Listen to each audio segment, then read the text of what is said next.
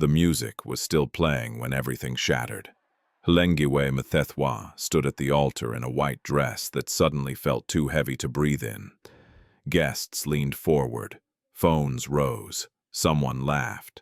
The groom, wealthy, admired, untouchable, did not look at her again. Instead, he turned his back. Outside the venue, a young disabled woman stood trembling under the sun. Her crutches pressed into the dust as security shoved her away like she didn't belong to the same world. That was when the groom stopped. He looked at her once. Then in front of everyone, he made his choice. Not the bride waiting inside, not love, not mercy. Gasps filled the air as he spoke words that would destroy one woman and bind him to another, and no one knew the real reason yet. Before we continue, tell us in the comments, what country are you watching from, and what time is it there right now? If stories of truth, justice, and hidden reasons move you, make sure you subscribe so you don't miss what happens next. Durban woke up that Saturday with the kind of coastal brightness that made even tired buildings look freshly painted. The air carried salt from the Indian Ocean taxi horns from the early rush and the distant pulse of a Mapiano, leaking from someone's open window. For most of the city, it was just another day of errands, hustles, prayers, and plans. For Lengiwetha, it was the day her life was supposed to begin again. She sat very still in a small bridal suite above the venue, hands folded in her lap to stop them from shaking. The room smelled like hairspray, hot curling irons, and lilies arranged too perfectly in vases that cost more than her mother's entire month's groceries. A makeup artist hovered close, dusting powder along Hlengiwe's cheekbones as if her face were something delicate and expensive. "Don't cry," the makeup artist warned gently. "Not today, Cece. Your lashes will fall." Hlengiwe forced a smile that didn't reach her eyes. It wasn't tears she was fighting. It was something heavier, an unease that had been building quietly for weeks, like a storm forming far out at sea, where no one could see it yet. On the couch behind her, her cousin Zanele adjusted the beaded belt on Hlengiwe's dress and whispered, "You're going to be fine. Look at you. You look like those brides in the magazines." Hlengiwe glanced at herself in the mirror. The dress was white satin with lace sleeves fitted at the waist, flowing down like a clean promise. The veil framed her face like a soft curtain. Yet what she saw in the glass wasn't a woman stepping into joy. It was a woman stepping into a room full of people who had already decided what she deserved. A knock came at the door, sharp, controlled. Zanele's smile tightened. "That's them." Hlengiwe's stomach clenched. She didn't need to be told who them was. Madlamini Kumalo entered without waiting for permission, wearing a navy blue dress that made the room feel smaller. She was tall, straight-backed, her hair pulled into a sleek bun, pearl earrings glinting like tiny warnings. Two women followed her friends, sisters or cousins of the Kumalo family, both dressed in expensive fabric, both smiling, the way people smile when they are certain they hold power. Madlamini's eyes moved over Hlengiwe from head to toe, with calm judgment as if inspecting a purchase. "You look," she paused, then gave a small nod. "Acceptable." Zanele bristled, but Hlengiwe's mother, Nompumelelo, stood up quickly and bowed her head slightly in greeting the way she always did around people richer than her. "Thank you," Ma Nompumelelo said softly, voice careful. "Today is a blessing." Madlamini's gaze slid to Nompumelelo, taking in her modest dress and simple shoes. "A blessing," she repeated, almost as if testing the word. "Yes, if people behave properly."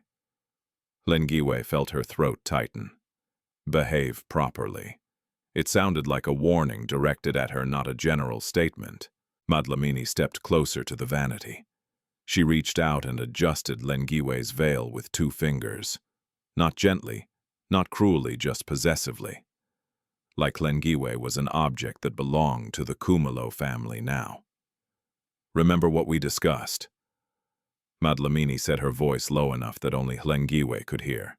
No surprises, no drama. No embarrassing stories from your side. Hlengiwe met her eyes in the mirror. There won't be any. Madlamini held the stare for a moment, then smiled. Good. Sibusiso needs a wife who understands how the world works. Sibusiso Kumalo. The name alone carried weight in Durban. He was a young businessman with polished suits, a smooth public smile, and a family whose money moved quietly through property deals, construction contracts, and investments. People whispered about but never questioned too loudly.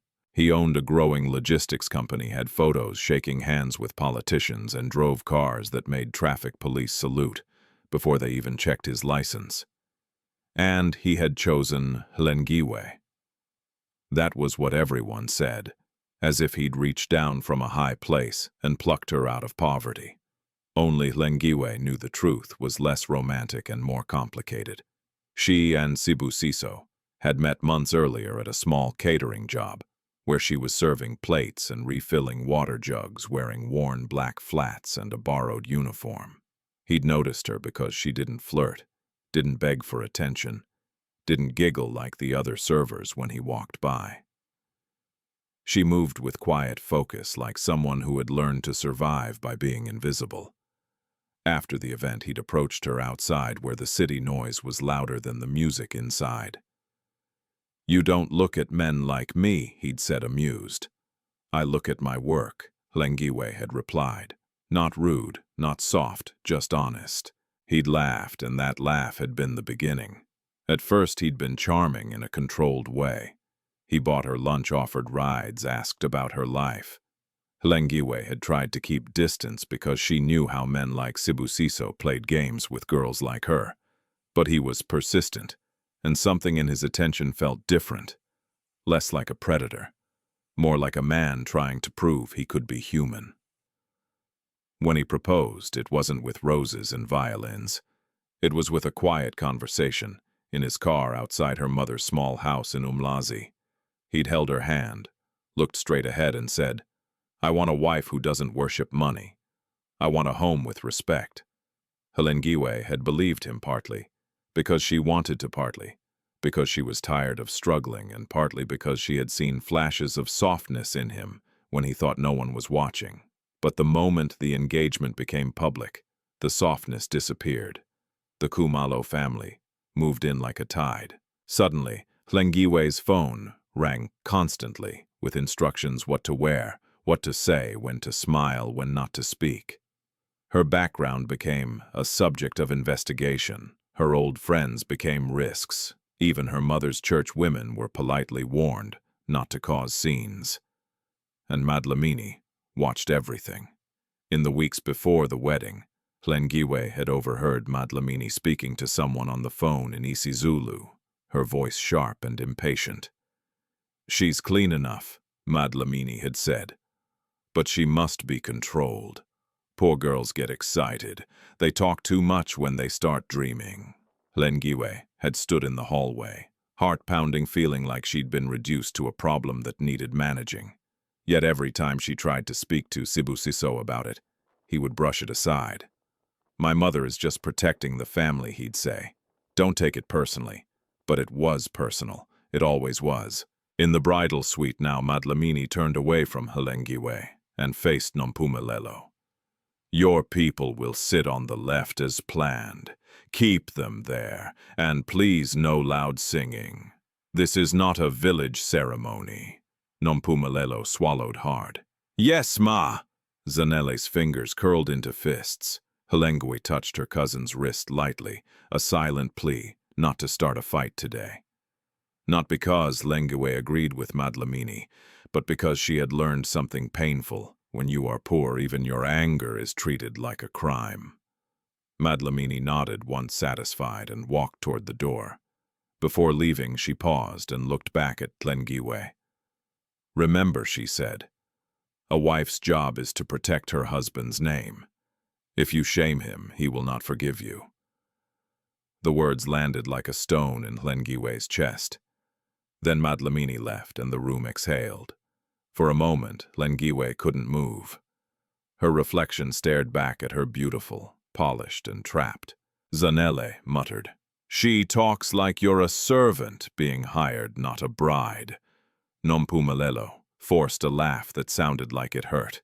"Hush! Today is a big day. We must be grateful." Hlengiwe looked at her mother, and something inside her softened and broke at the same time.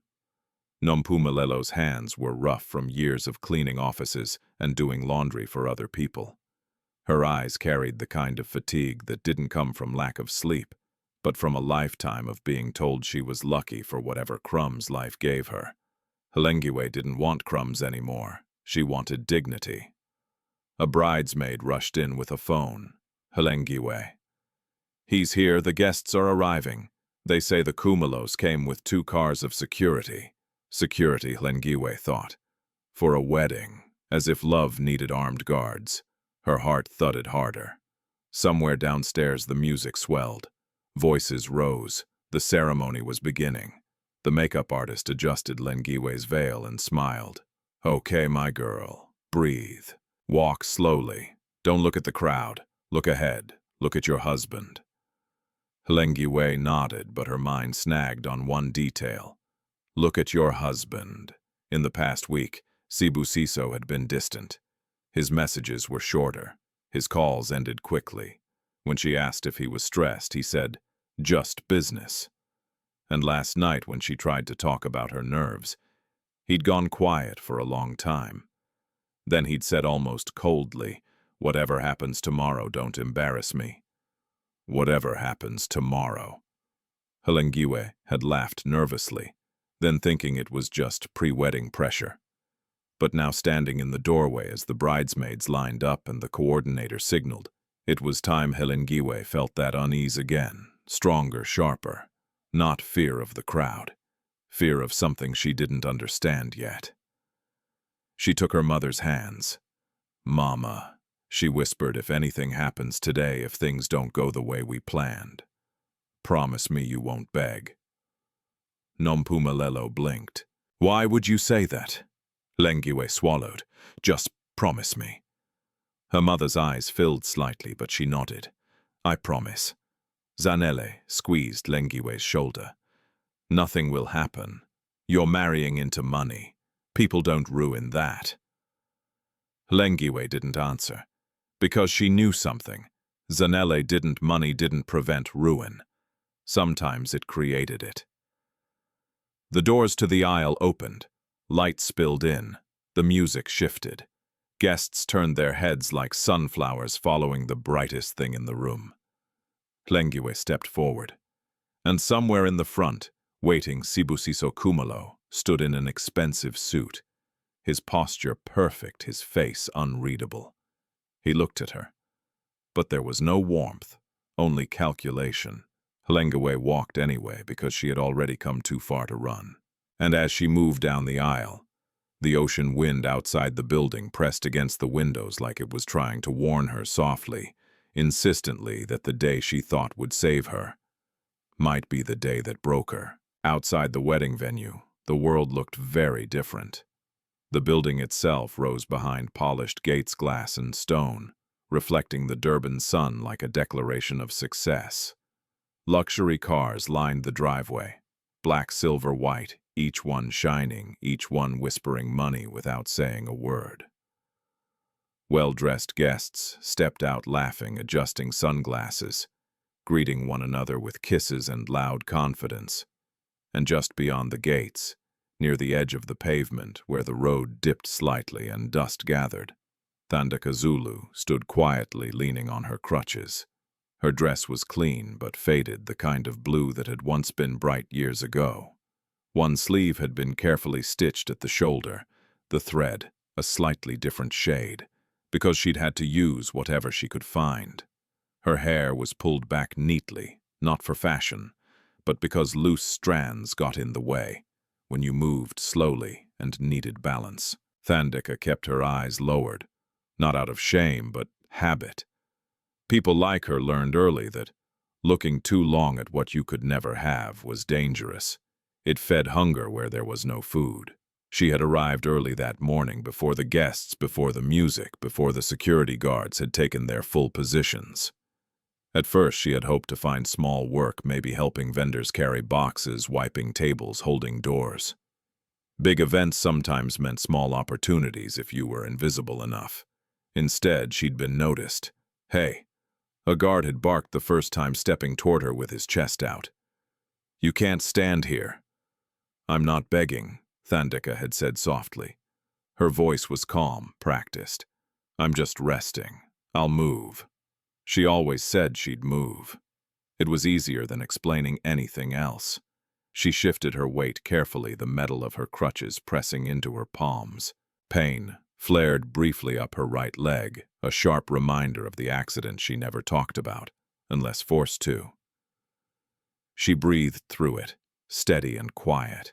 From where she stood, she could hear music drifting from inside, soft, rehearsed, expensive.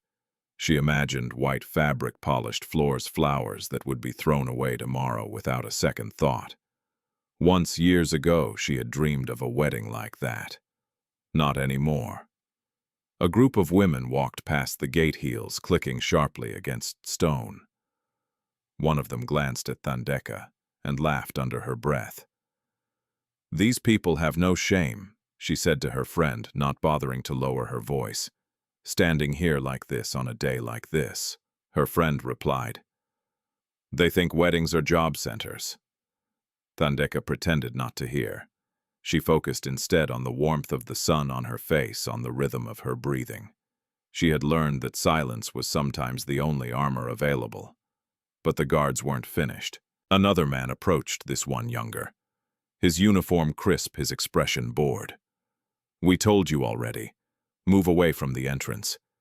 Guests don't want to see this." He gestured vaguely toward her legs. Thandeka felt the familiar heat rise in her chest. Not anger exactly, but something close to grief. She nodded anyway. "I understand." She tried to step back, but the curb behind her was uneven. Her crutch slipped slightly and she stumbled. The guard reached out not to help, but to shove her farther away. "Careful," he snapped, irritation in his voice. "Don't fall here. You'll cause a scene." A scene!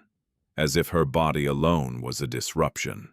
She caught herself just in time, heart-pounding breath, shallow. The dust clung to the hem of her dress. For a brief moment the world tilted, and the noise of the city faded into a dull hum. In that moment, a memory surfaced, uninvited.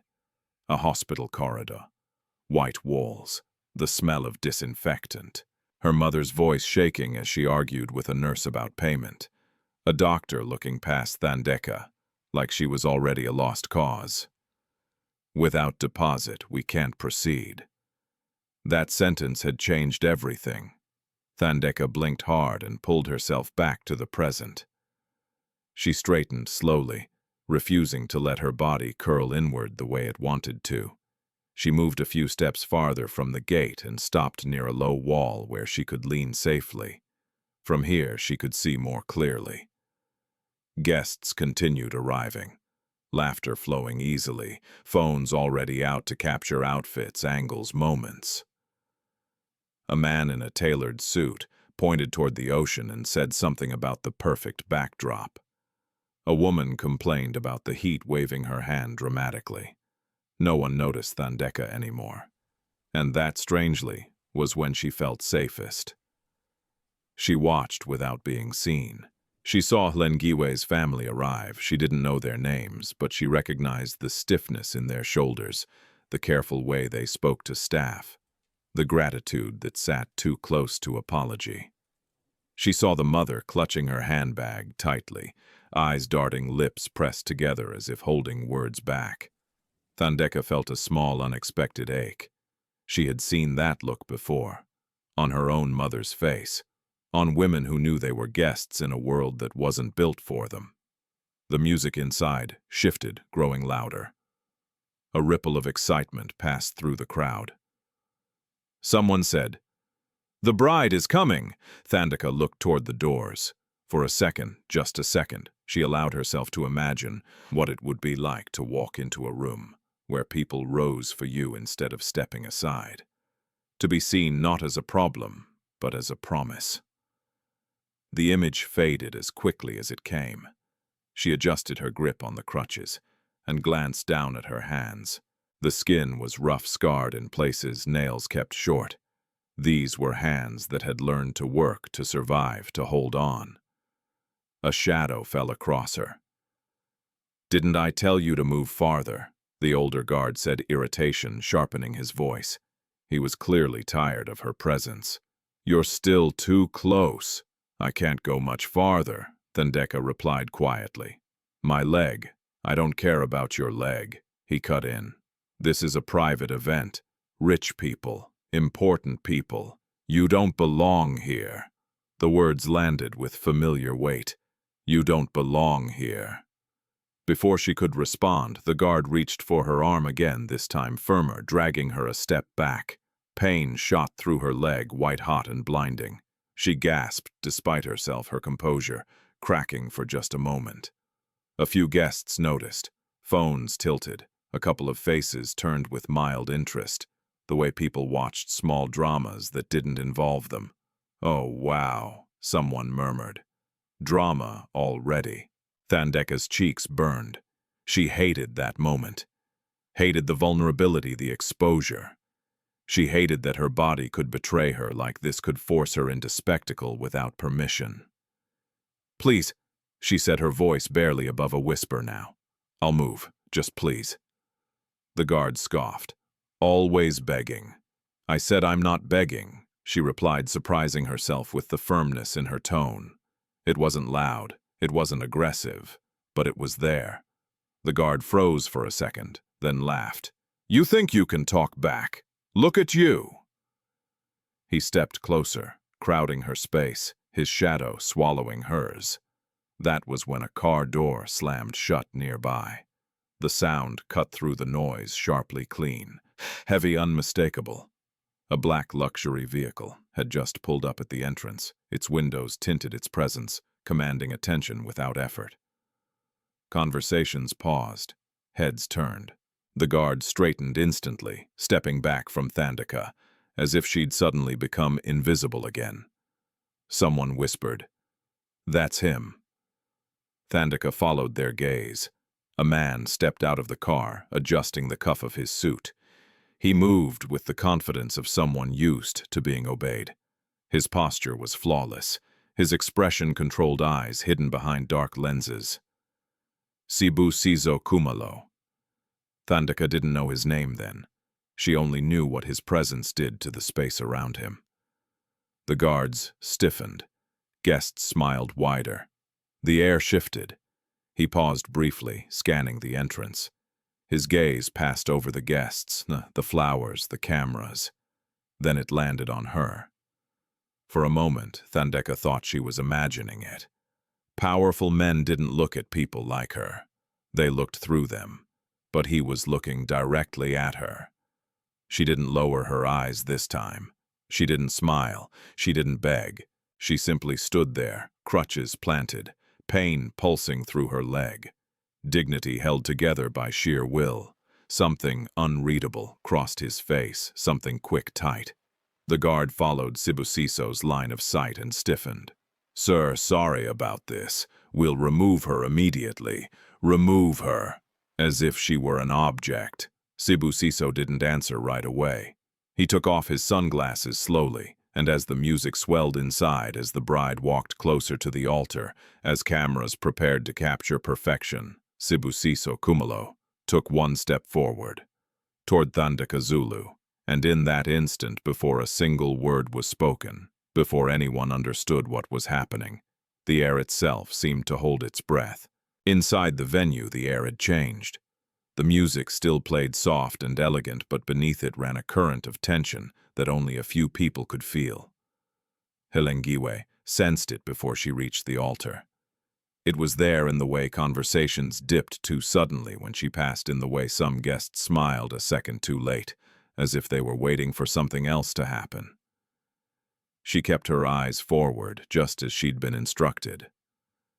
"Don't look at the crowd. Look at your husband."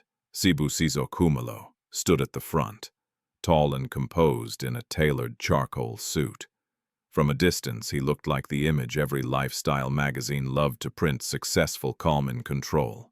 His shoulders were squared, his hands folded neatly in front of him. But as Hlengiwe drew closer, she saw what the cameras would not capture. His jaw was tight. One muscle near his temple twitched slightly again and again, like a fault line threatening to split. His eyes flicked briefly toward the entrance, then back to the officiant, then to his watch. He was waiting for something. Hlengiwe felt a chill slide down her spine. The officiant cleared his throat and began to speak about love, partnership, and commitment. Words floated through the room, beautiful and hollow all at once. Hlengiwe heard them without absorbing them, like someone listening underwater. She thought unexpectedly of the first time she'd met Sibusiso's mother at the Khumalo family home. The house had been massive high walls, electric fencing, a driveway longer than the street where Hlengiwe had grown up. Hlengiwe remembered standing at the gate, smoothing her dress nervously, rehearsing greetings in her head. Madlamini Khumalo had welcomed her with a smile that didn't reach her eyes. "So this is the girl," she'd said, looking Hlengiwe up and down. "You're smaller than I imagined." Throughout lunch, Madlamini had asked questions that sounded polite, but cut sharply underneath. "Where did your father work? Does your family own land? Have you ever been in trouble with the law?" Hlengiwe had answered honestly, carefully aware that every word was being weighed. Later that day, she'd overheard Madlamini speaking to a relative near the kitchen. "She's not foolish," Madlamini had said, "but she's poor. That means she will endure anything to stay where she is." That sentence had stayed with Hlengiwe like a bruise. Back in the present, the officiant asked guests to rise. Hlengiwe stood, her knees steady despite the storm inside her. She looked at Sibusiso, then really looked at him. There had been a time when his presence made her feel safe, when he'd driven her home late at night and waited until she reached her door, when he'd listened quietly as she talked about her fears of ending up like some women she knew, trapped, tired, invisible. But over the past weeks, something had shifted. He had stopped asking questions about her life. He had started correcting her in public, her pronunciation, her posture, the way she laughed too loudly at jokes he didn't find amusing. When she once mentioned wanting to continue working after marriage, he'd frowned. "My wife won't need to struggle," he'd said. "People will talk. People will talk." The phrase had become his shield, his excuse, his weapon. The officiant gestured for the vows. "Sibusiso Khumalo," he began. "Do you take Lengiwe Mthethwa?" A vibration cut through the silence. Sibusiso's phone. It was subtle, but Hlengiwe noticed. She noticed everything now. The way his hand twitched toward his pocket before stopping. The way his breathing changed. The officiant paused, confused. Sibusiso glanced down, then up, then down again. His face drained of color so quickly that Hlengiwe almost reached for him out of instinct. "What is it?" she whispered. He didn't answer. Another vibration, then another. A bead of sweat formed at his temple. The officiant cleared his throat again. Sir Sibusiso raised a hand. "Just a moment." A murmur rippled through the guests. Phones lifted slightly, anticipation sparking. This wasn't in the program. This wasn't rehearsed. Sibusiso stepped back, pulling his phone from his pocket. He read the message once, then twice. His lips pressed into a thin line. Hlengiwe's heart began to pound, not with fear but with recognition. She had seen that look before, in men who were cornered. Not confused. "Sibusiso," she said softly. He looked at her then, and the distance in his eyes was startling. It was as if he were already far away, already calculating outcomes she couldn't see. He leaned closer, lowering his voice. "Don't say anything," he murmured. "No matter what happens next." Her breath caught. "What do you mean?" He straightened and turned to the officiant. "Stop." The word echoed. The music faltered and died. Conversations froze mid-breath. "Stop the ceremony," Sibusiso said louder now. Gasps broke out. Hlengiwe stood there, her veil trembling slightly as if it sensed what was coming. Sibusiso. "This isn't funny," someone whispered from the front row. He ignored them. He turned slowly to face the guests, his posture regaining its familiar authority. When he spoke, his voice was calm. Too calm. "This wedding cannot continue," he announced. The room exploded. "What is this, a joke? Are you serious?" Hlengiwe felt the floor tilt beneath her feet. She reached for Sibusiso's arm, but he stepped away. "Why?" the officiant asked, stunned. Sibusiso looked at Hlengiwe then, and something cold settled into his expression. "Because," he said clearly, "I have made a mistake." The word mistake sliced through her. She heard a laugh from somewhere in the crowd, sharp disbelieving. Phones were fully raised now, recording every angle, every second. "What are you saying?" Hlengiwe asked her voice. Barely holding together. "Sibusiso, what is happening?" He didn't answer her directly. Instead, he addressed the room again. "This marriage is not suitable. I cannot attach my name and my family's name to someone who does not understand her place." A collective intake of breath followed. Hlengiwe's chest burned. "My place," she repeated. Sibusiso leaned closer, his voice low but audible enough for the front rows. "You were warned not to bring certain matters to light." "You didn't listen. I don't know what you're talking about," she said, shaking now. "I haven't done anything." "That's your problem," he replied. "You talk too much without knowing what you're stepping into." Madlamini Kumalo rose from her seat, face rigid. She did not look surprised. "This is enough," Madlamini said, turning to the guests. "Please remain calm. My son is handling a private matter." "Private?" Hlengiwe looked at Madlamini, then really looked at her, and saw something terrifyingly clear. This had been anticipated. Maybe not planned in detail, but prepared for. "Handling," Hlengiwe whispered. "You're humiliating me." Sibusiso's gaze hardened. "Lower your voice." That was when something inside Hlengiwe snapped, not loudly, not dramatically, but decisively. "I am not the one embarrassing anyone," she said, her voice steady despite the tears gathering. "You are." A ripple of shock moved through the room. Poor girls were not supposed to speak like that. For a moment, Sibusiso looked almost amused. Then his phone vibrated again. He glanced at it, and whatever he read there erased the amusement completely. His eyes darted toward the entrance. Then, without another word to Hlengiwe, he turned and walked away from the altar. The gasp that followed was louder than any music. Hlengiwe stood frozen alone beneath the light's white dress, suddenly blinding against the dark suits around her. Her legs felt weak, but she refused to fall. She refused to give the crowd that satisfaction. Zanele rushed forward, grabbing her hand. But Hlengiwe barely heard her. Her eyes followed Sibusiso's retreating figure as he pushed through the doors. Outside, unseen by her, Thandeka Zulu stood by the low wall, pain searing through her leg, dignity hanging by a thread, and Sibusiso Kumalo was walking toward her, not as a groom, but as a man whose carefully constructed world was beginning to crack. The doors burst open with a sharp, metallic echo that cut through the murmurs inside the venue.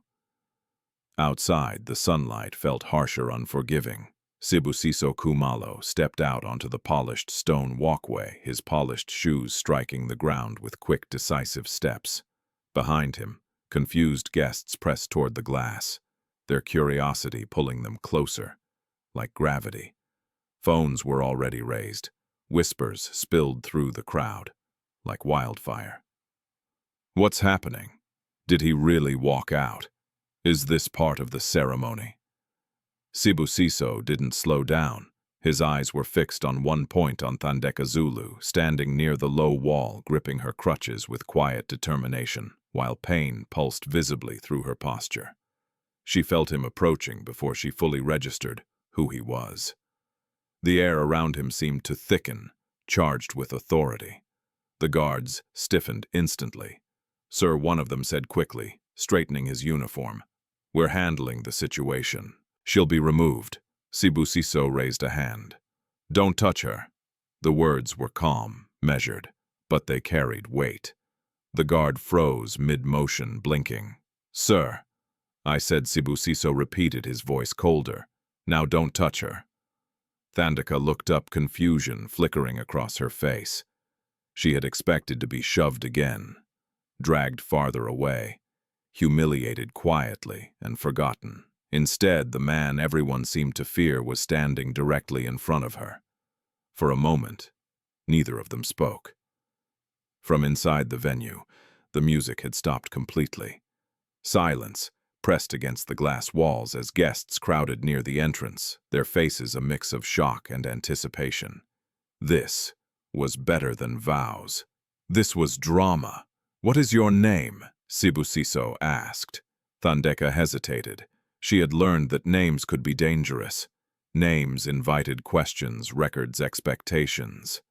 But something in his gaze, sharp, urgent, left no room for evasion. "Thandeka," she said. "Thandeka Zulu." A flicker crossed his face. Recognition, relief, fear. He inhaled slowly, then nodded once as if confirming something to himself. "You were at St. Augustine Hospital," he said. Thandeka's heart skipped painfully. "Yes, 3 years ago." "Yes," she replied, her voice barely steady now. "How do you—" Sibusiso exhaled sharply, running a hand over his face. The carefully controlled groom was gone. In his place stood a man under pressure, every calculation suddenly time-bound. Behind them, the murmurs grew louder. Why is he talking to her?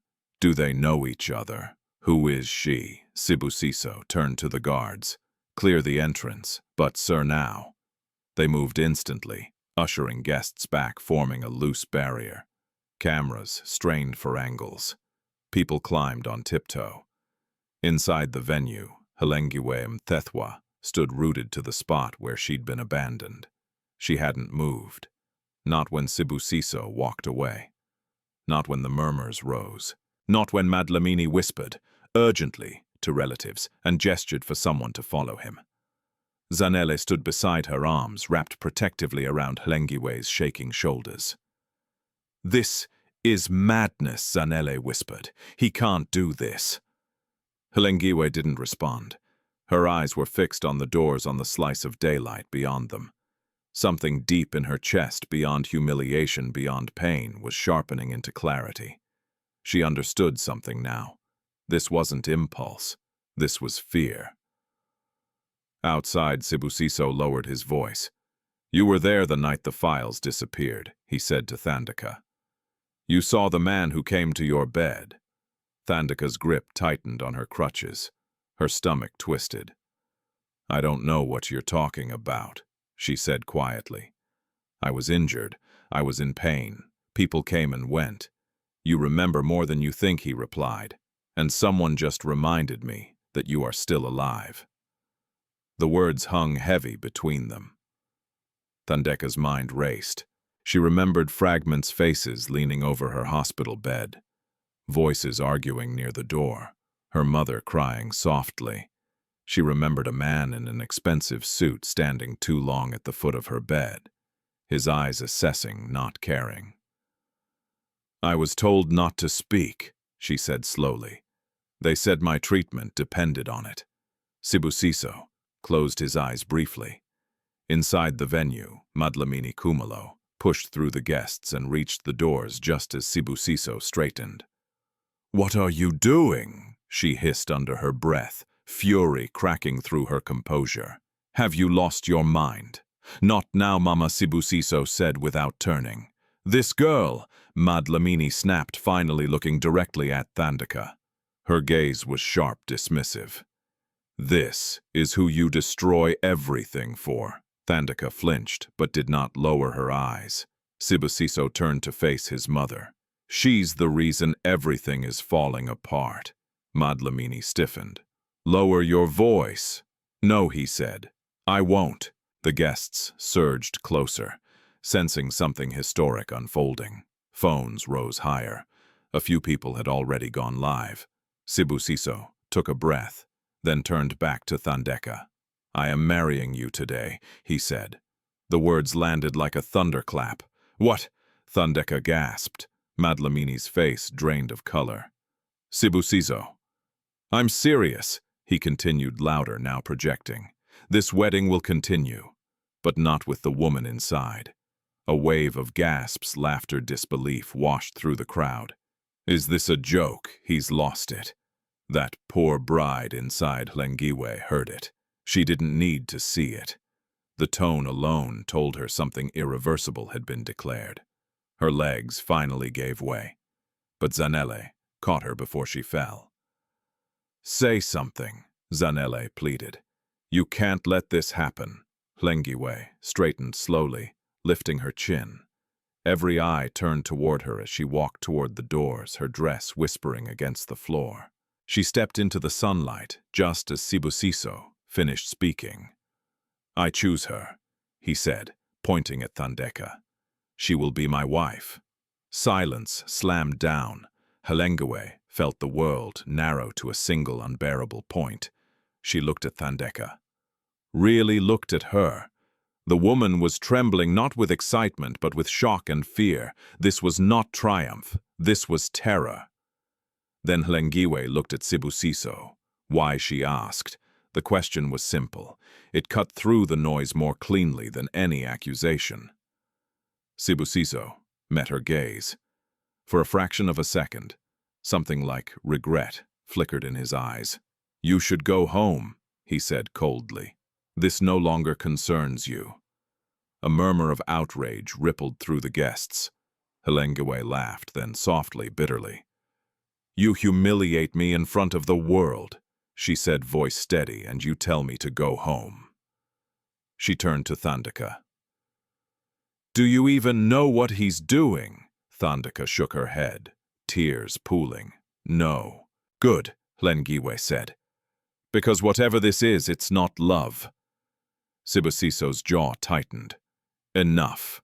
He turned to the officiant who had followed them outside, pale and shaking. We proceed, Sibusiso ordered. Change the name. The officiant hesitated. Sir, this is highly irregular. I'll handle the consequences, Sibusiso snapped. And in that moment, surrounded by cameras, whispers, and cruel curiosity, Sibusiso Khumalo destroyed one woman's future and bound another to a fate she never chose. Hlengiwe stepped back, the sunlight blinding her heart pounding. Not with heartbreak now, but with something colder. Understanding. This wasn't about replacing a bride. It was about hiding a truth. And somewhere beneath the spectacle, beneath the cruelty, Hlengiwe knew with chilling certainty the real reason for this choice had nothing to do with love, and everything to do with fear. The officiant stood frozen, his folder clutched tightly against his chest, as if it might shield him from the chaos unfolding around him. The guests pressed closer, their polished shoes edging onto the stone walkway, their phones raised higher, now hungry for the moment that would dominate conversations for weeks. Proceed, the officiant asked weakly. Sir, this is not how I said proceed. Sibusiso Khumalo repeated, his voice cutting through the noise like a blade. Change the name. Everything else stays the same. Madlamini Khumalo stepped forward sharply, her composure cracking at last. You will not do this, she hissed, grabbing her son's arm. You are humiliating us. Sibusiso pulled his arm free. The humiliation already exists, he said quietly. I'm just choosing where it lands. Lengiwetha stood a few steps away, the wind tugging at her veil like curious fingers. She had stopped shaking. Something inside her had settled into an eerie calm, the kind that came when pain burned so hot it numbed itself. "So this is your solution," she said, her voice clear enough to cut through the murmurs. "You disgrace me publicly and hide behind another woman." Sibusiso didn't look at her. "This has nothing to do with you anymore." Hlengiwe let out a slow breath. "That's where you're wrong." But before she could say more, a hand tugged at her sleeve. Her mother, Nompumelelo, stood behind her, now eyes red but dry spine, straighter than Hlengiwe had ever seen it. "We are leaving," Nompumelelo said firmly. "We will not beg." Hlengiwe remembered her own words from earlier and nodded. She turned once more toward Thandeka. "You don't owe him anything," Hlengiwe said gently. "Whatever he's pulling you into, it will cost you more than you think." Thandeka's lips trembled. "I didn't ask for this." "I know," Hlengiwe replied. Their eyes held for a moment. Two women standing on opposite sides of a man's fear, neither of them winning. Then Hlengiwe turned away. Inside the venue, the luxury felt obscene now. The white roses lining the aisle looked wilted under the weight of whispers. Guests parted as Hlengiwe walked through, some staring with pity, others with barely concealed fascination. "She must have done something," a woman murmured. "Rich men don't act like this for nothing," another replied. Hlengiwe heard them all and stored every word.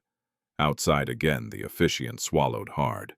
"Miss Zulu," he said hesitantly, turning to Thandeka, "do you consent to this ceremony proceeding?"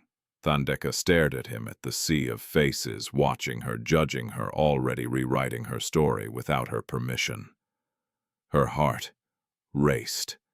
Every instinct screamed danger. Her voice cracked. She cleared her throat. "I don't understand what's happening." Sibusiso leaned closer, lowering his voice. "You will be protected," he said. "Everything you need: medical care, housing, security. This ends today if you stand with me." "And if I don't?" she asked. His jaw tightened. "Then everything that's chasing me will find you instead." The threat was soft, almost polite. Thandeka closed her eyes. She thought of hospital beds, of unpaid bills, of nights sleeping in pain, wondering if she would ever walk without assistance again. She thought of her mother's tired face, of doors closing, of silence where help should have been. When she opened her eyes, they were steady. "I will stand," she said quietly. "But not because I trust you." Sibusiso nodded once. "That's enough." A collective gasp rippled through the crowd. The officiant, visibly shaken, cleared his throat again and began, awkwardly, hurriedly, to restart the ceremony. The words felt wrong in his mouth, stripped of meaning like borrowed clothes. Thandeka stood where Hlengiwe had stood, moments before, her crutches set aside by a guard who avoided her eyes. Without them, her balance wavered. Sibusiso did not offer his arm. Cameras zoomed in on her limp, on the tremor in her hands, on the raw confusion in her face. Inside, in a quiet corridor away from the noise, Hlengiwe leaned against a wall and finally allowed herself to breathe. Zanele paced angrily. "This is madness," Zanele said. "You should sue him. Expose him." "We will," Hlengiwe replied. "But not yet." Nompumelelo watched her daughter closely. "You're thinking," she said softly. "Yes," Hlengiwe answered. "And that scares me more than crying would." Back outside, the officiant stumbled through vows that felt like a mockery of everything they were meant to represent. Sibusiso spoke his lines clearly, confidently. Thandeka's voice was barely audible when it was her turn. "I do," she said, not to him but to survival. Applause broke out, hesitant at first, then louder as people followed the crowd's lead. The sound was sharp, hollow, cruel. Madlamini Kumalo did not clap. She watched Thandeka with eyes full of calculation, her lips pressed into a thin line. When she leaned toward Sibusiso, her voice was venomously low. "This girl will ruin us," she said. Sibusiso didn't respond. His gaze had drifted to the far end of the driveway where Hlengiwe's family was getting into a taxi. For just a moment, regret flickered again. Then it vanished. The officiant pronounced them married. The words echoed uselessly against the glass walls. A cheer went up. Someone popped a bottle of champagne. Laughter spilled out, forced and eager. Thandeka stood there, married in name, trapped in truth. As Sibusiso turned to face the crowd, lifting her hand in a gesture meant to signal triumph, Thandeka felt something shift deep inside her. This was not protection. This was containment. Later that evening, the venue buzzed with speculation. Social media exploded with clips captions racing ahead of facts. Rich groom dumps bride for disabled woman. Why wedding shock of the year? Was the bride a fraud? In a modest house miles away, Hlengiwe sat on her bed, still in her wedding dress, staring at her phone as notifications flooded in. She didn't cry. Instead, she opened a new notebook and wrote one sentence at the top of the page. He is afraid of the truth. Across town, in a luxury car moving through Durban's glowing streets, Thandeka stared out the window, the city lights blurring together. Her ring felt heavy on her finger, foreign and cold. She pressed her palm against the glass and whispered to herself, "Whatever this is, I will survive it." Neither woman knew it yet, but from that day on their lives, once strangers' paths were bound together by one man's desperate choice, and the real cost of that choice had only just begun to surface. By sunrise the next morning, the story had already stopped belonging to the people inside it. It lived online now. Clips from the wedding flooded social media, cropped, captioned, distorted. A freeze frame of Hlengiwe standing alone at the altar. Another of Thandeka, gripping her crutches, eyes wide with shock. A third of Sibusiso, lifting Thandeka's hand as if he'd just won something. No context, no mercy. Rich man dumps bride for disabled girl on wedding day. Bride exposed. Groom makes shocking choice. Was the original bride a gold digger? People who had never met Lengiwetha debated her character with confidence. They dissected her posture, her expression, her silence. "She looks arrogant," one comment read. "No tears." Guilty, said another. Poor man probably discovered something terrible. Others were crueler. She aimed too high. Poor girls should know their place. At least the disabled one is grateful. Hlengiwe read every word. She sat at the small kitchen table in her mother's house, still wearing borrowed pajamas because she couldn't bring herself to touch the wedding dress folded in the corner. Nompumelelo moved quietly around her, making tea, wiping already clean counters, trying not to break. "You shouldn't read those things," her mother said softly.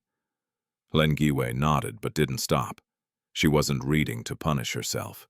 She was reading to understand the shape of the lie being built around her.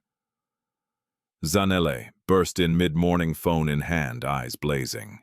"They're destroying you," she said. "We need to respond. Now." "No," Hlengiwe replied calmly. Zanele stared. "No, not yet," Hlengiwe said. "Let them talk. Lies grow fast when they're fed. Fear. I want to see who benefits." Her calm unsettled even herself. Somewhere between the altar and this kitchen table, something in her had hardened not into bitterness but into resolve. Across the city, Thandeka Zulu woke up in a room that didn't feel like hers. The guest suite in the Kumalo home was larger than the entire place she'd been renting before.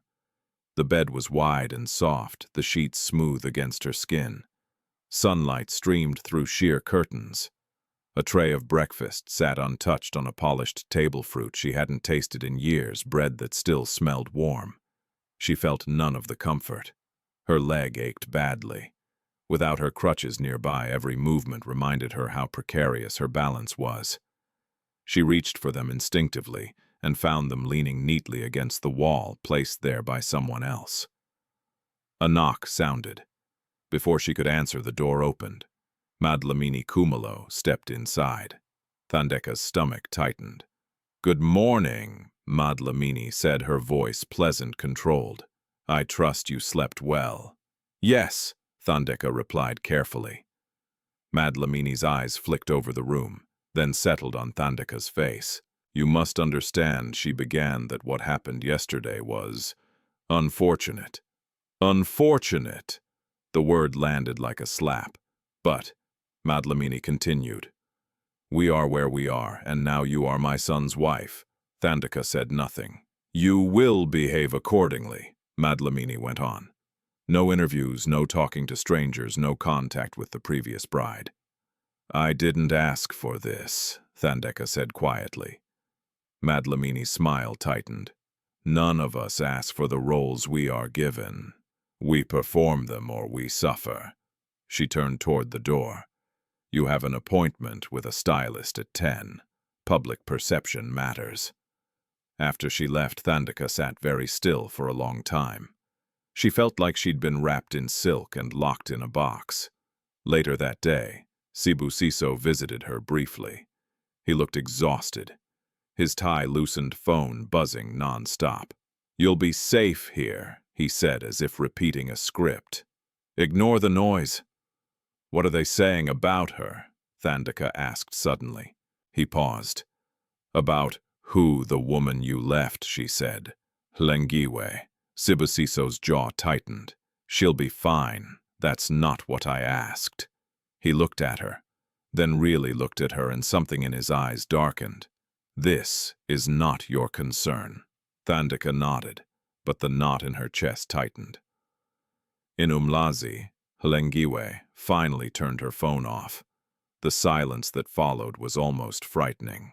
She stood up and opened the cupboard where her old things were kept: school certificates, faded notebooks, a small box of documents she'd carried from place to place. At the bottom lay a thin folder she hadn't opened in months. Inside were copies of emails, printed receipts, notes she'd made quietly over time, things that hadn't made sense before. Now they began to line up. A payment delay at a hospital, St. Augustine. A charity gala Sibusiso had insisted she attend but never explained. A night he'd come home shaken angry at a news report she'd barely noticed. Hlengiwe's breath slowed. She wasn't certain yet, but she was close. That afternoon, her phone rang from an unknown number. She almost didn't answer. Lengiwetha, a woman's voice asked. Yes, this is Dr. Nomvula Maseko. The name sent a jolt through Hlengiwe's chest. I believe you've been looking for me, the woman continued calmly. And I believe we need to talk before the truth is buried completely. Hlengiwe closed her eyes. Yes, she said. We do. They agreed to meet discreetly the following evening. Across town, Thandeka sat through fittings, measurements, makeup tests. People touched her without asking, lifted her arms, adjusted her posture. They spoke about her like she wasn't there. She photographs better from this angle. Hide the crutches when possible. Make her look softer, smaller, easier to digest. By evening, exhaustion pressed down on her like weight. She retreated to her room and finally checked her phone, one she'd kept hidden in her bag. Messages poured in from people she hadn't heard from in years, some sympathetic, some curious, some openly cruel. One message stood out. Unknown. You don't know me, but please be careful. You were not chosen. You were placed. Thandeka's fingers trembled. She typed back quickly. Who is this? No reply came. She stared at the screen, long after it dimmed. Late that night in 2 different homes, 2 women lay awake staring at the ceiling. Hlengiwe, mapping connections refusing to be erased. Thandeka, sensing the walls closing in, realizing that marriage had not lifted her out of danger, but dropped her directly into its center. The world believed the story was simple. A rich man made a shocking choice. One woman lost, another won. But beneath the noise, beneath the cruelty and spectacle, the truth was stretching restless.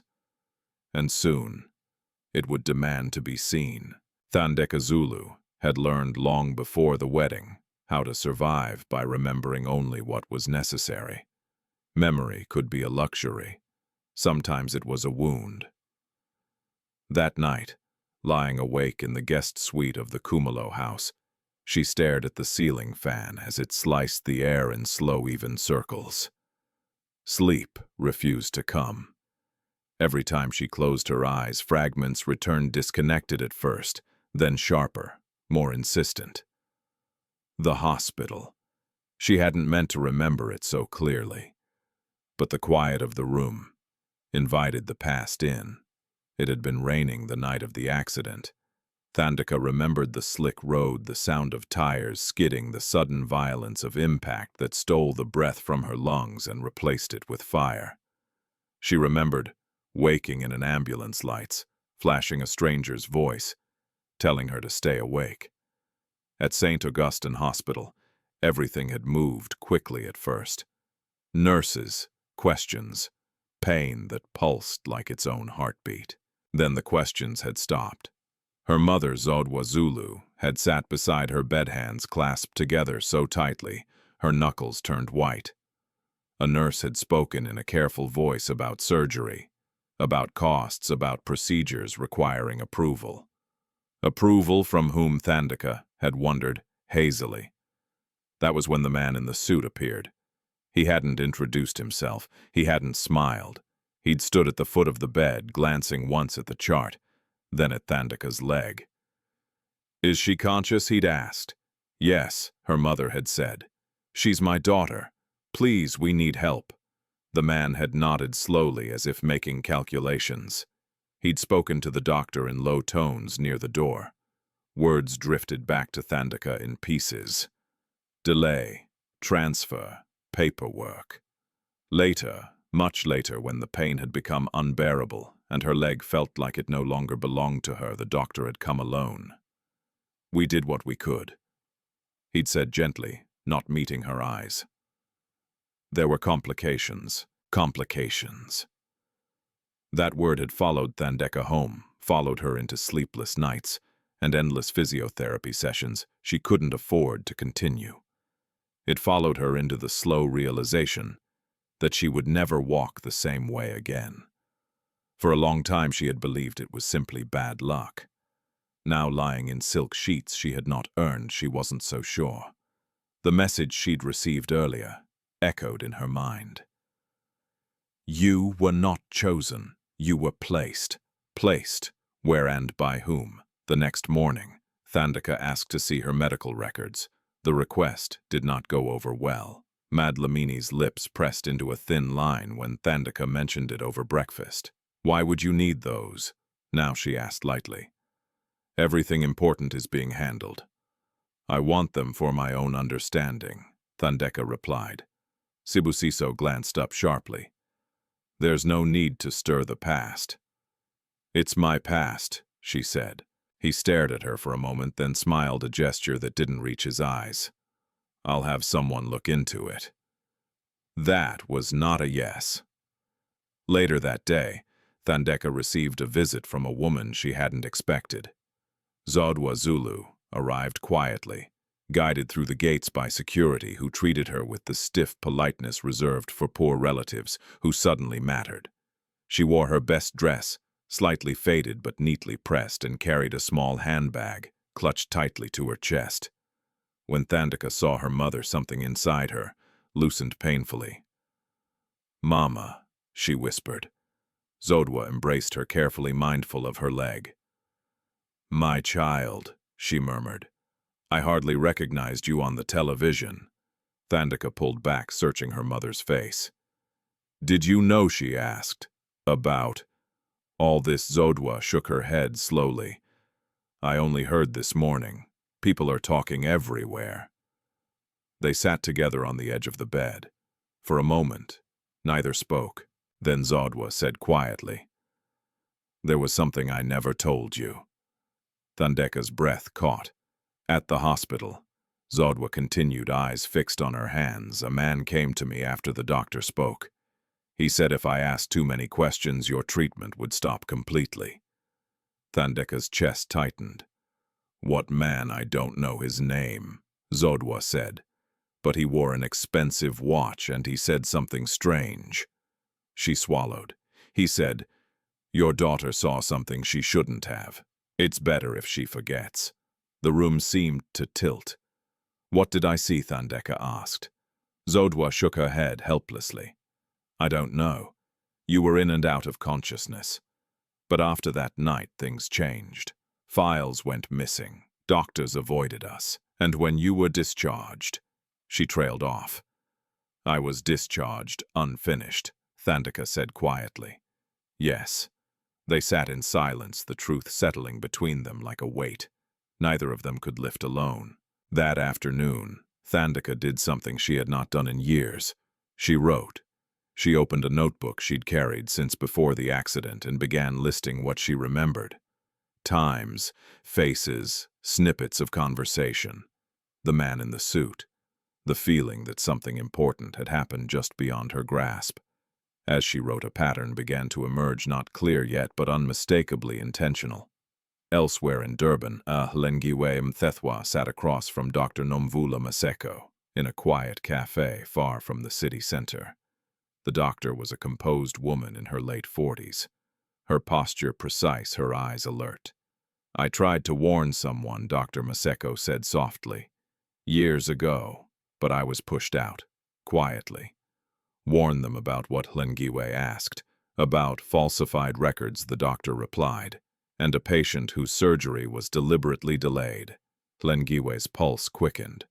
A woman named Thandeka Zulu. Dr. Maseko nodded once. Yes. Hlengiwe closed her eyes briefly. The pieces were aligning faster now. Why didn't you speak out? Hlengiwe asked. I did, Dr. Maseko said, and I paid for it. My contract was terminated, my reputation questioned. I was advised to move on. Who advised you? Dr. Maseko hesitated. A board member with strong ties to Kumalo Holdings.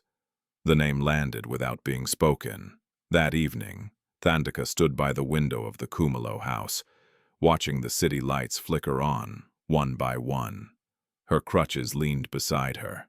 Her ring caught the light, cold and unfamiliar. She no longer believed this marriage was about protection. It was about containment. Someone had decided long ago that Thandeka Zulu was a loose end, and now suddenly, that loose end had become very valuable. Not because she mattered, but because she remembered. As night settled over Durban, two women once strangers were circling the same truth from different directions. Hlengiwe, piecing together evidence with steady hands. Thandeka, reclaiming a past she had been forced to forget. And somewhere between them lay the answer to a question. The world was no longer asking, why would a powerful man abandon everything on his wedding day? For a woman, the world had taught itself to ignore. The marriage papers were signed before sunset, but the marriage itself felt like a contract written in disappearing ink. By the third day, Thandeka Zulu understood the rules of the Kumalo house. There were places she could go, and places she could not. Conversations she could join, and conversations that fell silent the moment she entered. Security guards who walked a little too close, drivers who reported where she'd been assistants, who smiled while watching her hands. Her crutches were no longer just mobility aids. They were identifiers. Every step reminded her she was visible in the wrong way. Sibusiso Kumalo treated her with a politeness that felt rehearsed. He checked on her needs the way a manager checked on an asset, efficiently, without warmth. "Do you need anything?" he asked one evening, standing by the door of her room. "Yes," Thandeka replied. "The truth." He paused, fingers tightening around the doorframe. "You have everything you need. That's not an answer. It's the only one you're getting," he said, then softened his tone. "For now. For now." Those words echoed long after he left. That same night, a lawyer arrived unannounced. Lengiwetha was a neat man with a careful smile and eyes that never quite settled. He laid a folder on the table between them in the sitting room, smoothing its edges with practiced calm. "These are standard documents," he said. "Non-disclosure agreements, security protocols. They protect the family." "They silence me," Thandeka replied. Mandla smiled thinly. "They ensure stability." She scanned the pages. The language was dense, intimidating. Words like liability breach consequences appeared far too often. "What happens if I don't sign?" she asked. Mandla's smile didn't falter. "That would complicate things. How medical support could be delayed," he said gently. "Housing arrangements reconsidered. Access restricted." Sibusiso, standing by the window, didn't turn around. Thandeka closed the folder. "I need time." Mandla inclined his head. "Of course, but not too much." After he left, Thandeka sat in silence, heart pounding. This wasn't marriage. This was custody. Across the city, Lengiwetha sat at a borrowed desk in a friend's spare room, documents spread around her like a map. She had stopped going home during the day. Too many curious neighbors. Too many whispers. She worked at night now when the world was quieter, and her thoughts could move freely. Dr. Nomvula Maseko's testimony lay at the center of everything. Delayed surgery, missing files, a board member's interference. Hlengiwe had cross-checked dates times names. She had followed money trails through charity reports and hospital funding statements. Patterns emerged subtle, intentional. Kumulo Holdings appeared again and again, not as the main actor, but as the quiet enabler. Sibusiso hadn't just panicked at the altar. He had been cornered. A soft knock interrupted her thoughts. Hlengiwe Zanele whispered, peeking in. "There's someone here to see you." "Who, a man?" Zanele said. "He says he worked at the hospital. He looks scared." Hlengiwe's pulse jumped. "Bring him in." The man sat stiffly on the edge of the chair cap, clutched in his hands. "My name is Sifo Dube," he said. "I was an orderly at St. Augustine." "Years ago." Hlengiwe leaned forward. "Do you remember Thandeka Zulu?" Sifo swallowed. "Yes. What do you remember?" He hesitated, eyes darting to the door. "I remember being told to move files, to take some to records, others to somewhere else, by whom a man from management," Sifo said. "He said it was urgent. He said powerful people were involved." "Did you know what was in the files?" "No," Sifo said quickly. "But I knew it was wrong." Hlengiwe nodded slowly. "Why come now?" Sifo's voice dropped. "Because I saw the wedding video, and because someone came to my house last night and told me to forget what I remembered." Fear flickered across his face. "I don't want trouble. I just don't want blood on my hands." Hlengiwe met his gaze. "You did the right thing." For the first time, Sifo looked relieved. Back at the Kumulo house, Thandeka stared at the unsigned documents, their edges curling slightly in the lamplight. Her mother sat beside her, hands folded. "They're afraid of you," Zodwa said quietly. Thandeka looked up. "Of me?" "Of what you know," her mother replied. "Even if you don't remember everything yet." Thandeka exhaled slowly. "Then why marry me?" Zodwa's eyes were sad. "Because locking a door is easier than chasing someone forever." That night, Thandeka did something reckless. She slipped the folder of documents into her bag and left her room after midnight, moving carefully, quietly. The house was large, but habits made people predictable. Security shifted positions. Cameras covered certain angles more than others. She followed. Memory, not logic. In a study near the back of the house, she found what she was looking for. A locked cabinet. The key lay exactly where it was always left, on top of a thick book no one ever read. Inside the cabinet were files. Old ones, medical ones. Her hands shook as she opened the first folder. Her name stared back at her. Thandeka Zulu, patient ID 4479. Her breath caught. She flipped through pages quickly. Reports, notes. Then a section marked, Delayed by request. Request by whom? She read the name twice before it made sense. A board liaison, a donor representative, affiliated with Kumalo Holdings. A sound behind her made her freeze. "You shouldn't be in here." Sibusiso stood in the doorway, his face unreadable. "You lied to me," Thandeka said, holding up the file. His gaze hardened. "Put that down. You let them cripple me," she whispered. "So I wouldn't speak." Silence stretched between them. "I didn't let it happen," he said finally. "I inherited it." "That's not an excuse. It's the truth," he snapped. "And now you understand why you had to be here. Why this had to happen. This," she laughed bitterly. "This cage." Sibusiso stepped closer. "You are safer here than anywhere else." "For whom?" she asked. He didn't answer. Across the city, Hlengiwe received a message from an unknown number. Unknown. They are forcing her to sign, and they are watching her. Hlengiwe's fingers flew over the screen. "Hlengiwe, tell her not to sign anything. We are close."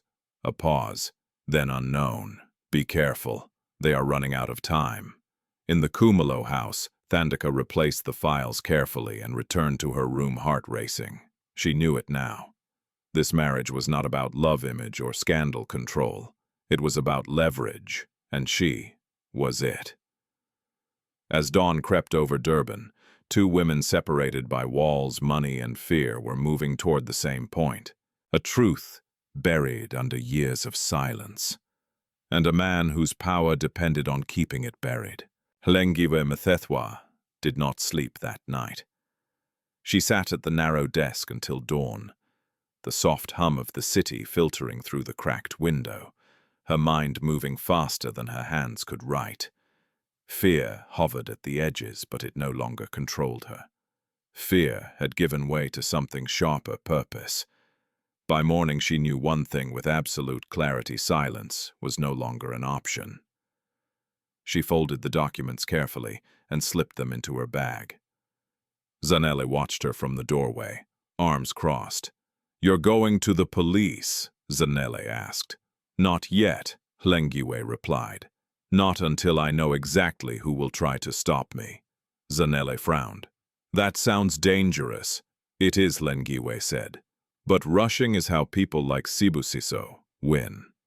She left the house early, blending into the city as it woke vendors setting up stalls, taxis calling destinations, workers rushing with tired determination.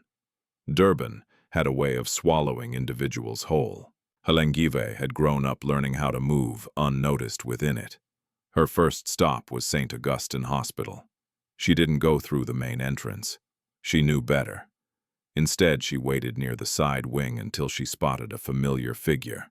An elderly nurse named Sister Lindiwe, who had once helped Lengiwe's mother years earlier. "Hlengiwe," the nurse asked softly, surprise flickering across her face. "I recognized your eyes."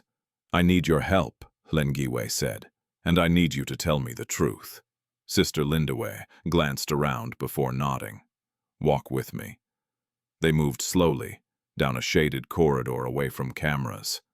There was pressure, the nurse said quietly. Years ago, on certain cases, files went missing, treatments delayed. Thandeka Zulu, Hlengiwe said. The nurse stopped. "Yes." Hlengiwe's chest tightened. "Who gave the orders?" Sister Lindiwe hesitated. "They never wrote their names, but we all knew where the pressure came from. Donations speak louder than ethics." "Did anyone try to fight it?" "Yes," the nurse replied. "Dr. Nomvula Maseko. And look what happened to her." Hlengiwe nodded grimly. "Thank you." Before leaving, she asked one last question. "If this went public, would others speak?" Sister Lindiwe met her gaze. "If someone brave enough stands first, yes." That was all Hlengiwe needed to hear. Across town, Thandeka Zulu sat in the quiet of the guest suite, the unsigned documents still lying where she'd left them. Sibusiso had not spoken to her since the night in the study. The silence felt deliberate, strategic. Her phone buzzed softly. A message. "Lengiwe, I know what they did to you. You're not alone. Thandeka's breath caught. She stared at the screen, heart racing. Part of her wanted to ignore it to stay safe inside the cage she'd been given. But another part, the part that had survived pain and neglect and invisibility, refused to look away. She typed back, Thandeka, they're watching me. Hlengiwe, I know. That's why you mustn't sign anything. A pause. Thandeka, if I don't, they'll hurt my mother. Hlengiwe read the message twice, then replied, Hlengiwe, they already hurt you to protect themselves. That won't stop, but exposure will. Thandeka closed her eyes. Exposure. The word felt dangerous and liberating. That afternoon, Madlamini Kumalo summoned Thandeka to the sitting room. The older woman sat upright, hands folded, her expression cool. The lawyer will return tomorrow, Madlamini said. You will sign. Thandeka met her gaze. No. Madlamini blinked once. You misunderstand. I understand perfectly, Thandeka replied. You need me silent. Madlamini leaned forward slightly. You need us. Thandeka's voice remained calm. I needed doctors. I needed honesty. I didn't get those.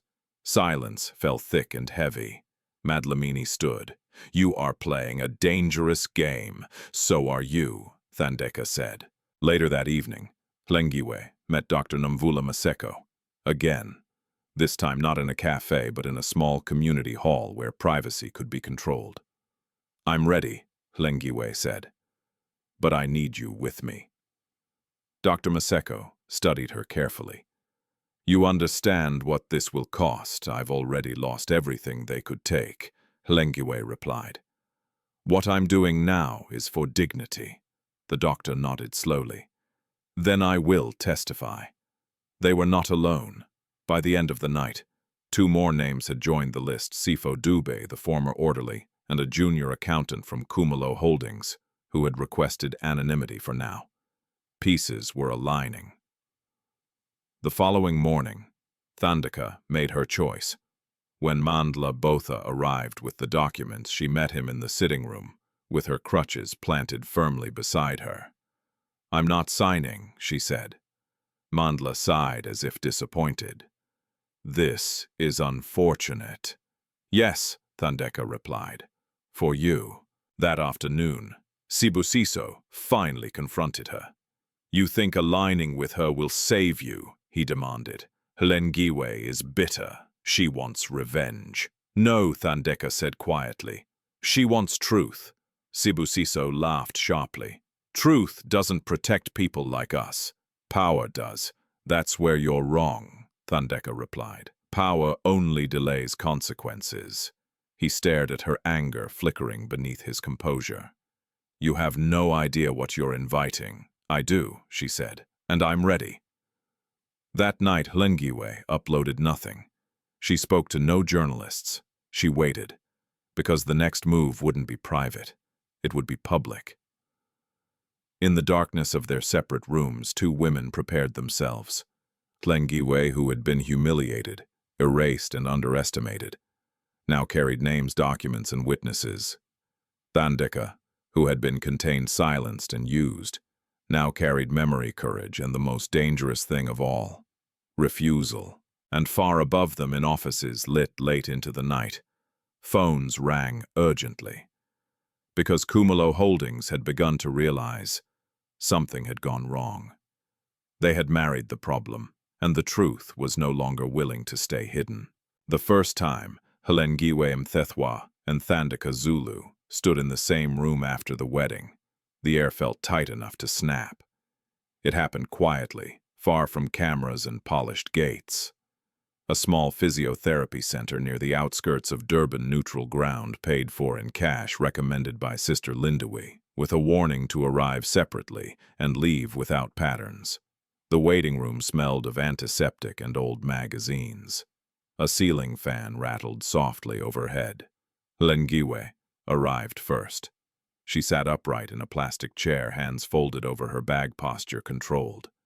Anyone watching might have mistaken her calm for indifference. It wasn't.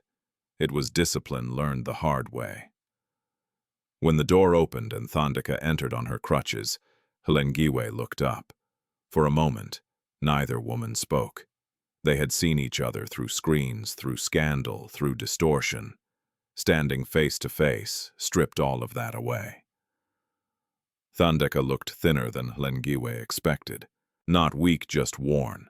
Her eyes held the kind of alertness that came from living inside danger too long. Hlengiwe noticed how carefully she placed each crutch, how she measured every step. "So, Thandeka," said finally, her voice steady. "You're real." Hlengiwe almost smiled. "You too." Silence stretched again, heavier now, not hostile but charged. "I didn't come to fight you," Thandeka said. "If that's what you're thinking." "I know," Lengiwetha replied. "If you wanted my life, you'd already have it." Thandeka exhaled slowly.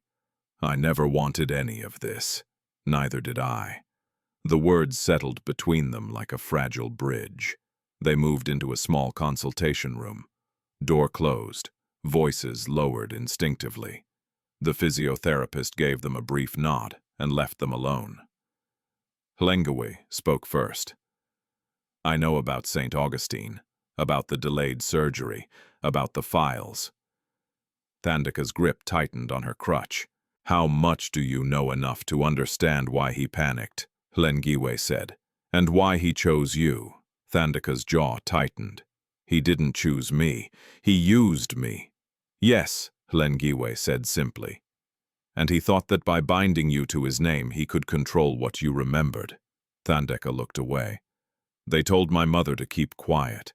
They said my life depended on it." Hlengiwe nodded. "They told everyone something similar. Silence dressed as protection." Thandeka studied Hlengiwe carefully then.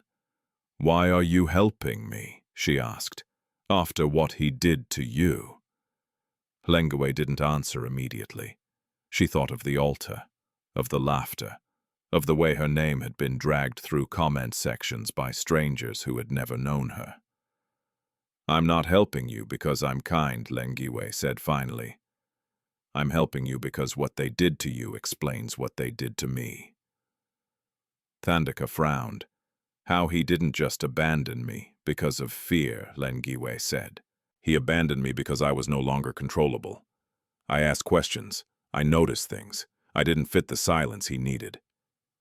Thandeka absorbed that quietly. "So," Thandeka said, "what happens now?" Hlengiwe reached into her bag and placed a folder on the table. "What happens now," she said, "is that we stop being separated." Thandeka opened the folder slowly. Inside were timelines, names, copies of statements, Dr. Nomvula Mazeko's signed affidavit, Saifo Dube's account, hospital records with discrepancies highlighted. Her breath caught. "This is a lot." "It's enough," Hlengiwe said, "but only if you're willing to stand." Thandeka closed the folder. "If I do, they will come after me." "They already are," Hlengiwe replied. "The difference is whether you stand alone." The fan rattled overhead. Outside, a taxi honked. Thandeka nodded once. "Then we stand together." It wasn't dramatic. It wasn't loud, but it was decisive. That evening, the first counterattack came. A press statement released under Cumulo Holdings' letterhead appeared online, carefully worded, polish dripping with concern. It spoke of false allegations, unstable individuals, a disgruntled former fiancé seeking attention. It praised Sibusiso's bravery in standing by his wife and hinted delicately at Hlengiwe's emotional distress. Zanele read it aloud, fury vibrating in her voice. "They're calling you unstable." Hlengiwe closed her eyes briefly. That was always the plan. Within hours, another story surfaced. Anonymous sources claiming Hlengiwe had demanded money to stay silent. No evidence, just enough doubt. Phones rang, journalists circled. Hlengiwe refused all interviews. At the Cumulo house, the pressure intensified. Mandla Botha returned with a new set of documents thicker than before. "Final offer," he said smoothly. "A trust fund, lifetime medical care, privacy." Thandeka stared at the papers. And if I say lo? Mandla's smile faded slightly. Then this becomes unpleasant. How your mother's pension review, he said. Your cousin's job contract, small things. Thandeka's chest tightened, but she didn't reach for the pen. I'll take my chances, she said. That night someone followed Hlengiwe home. She noticed the car early, too slow, too deliberate. She took 3 turns, then stopped abruptly at a busy intersection and stepped out. The car kept moving. She memorized the plate anyway. The message was clear. You are not untouchable. The next morning, Hlengiwe met with Dr. Maseko Sifo Dube and the anonymous accountant in a borrowed office with no signage. We're close, the accountant said nervously. But they're moving money, cleaning trails. Let them, Hlengiwe said. Paper moves slower than truth. They agreed on the next step. Not a police report. Not yet. A public reckoning. At the Khumalo Foundation's annual charity gala broadcast live, attended by donors, politicians, media, the family planned to showcase unity, generosity, redemption. Sibusiso would appear with Thandeka by his side, smiling, victorious. Hlengiwe intended to be there. When Thandeka heard the plan, she went very still. They'll never let me speak. They don't have to, Hlengiwe said. Your presence is enough. The truth will speak through others. That evening, Thandeka received a final warning. Sibusiso stood in her doorway, his face drawn, his patience thinning. This ends at the gala, he said. After that you disappear quietly. I will make sure you are comfortable. I don't want comfortable, Thandeka replied. I want justice. He laughed bitterly. Justice is a story we tell poor people to keep them hopeful. She met his gaze. Then you've forgotten where you came from. The words struck harder than she expected. He left without another word. Across the city, Hlengiwe stood at the mirror, tying her hair back with steady hands. She no longer dressed to please or appease. She dressed to stand. 2 women once positioned as rivals by a man's fear now moved in alignment. The alliance was fragile, the opposition powerful. But something irreversible had shifted. They were no longer reacting. They were advancing, and the gala lights were already being tested. The days leading up to the gala felt like a tightening wire.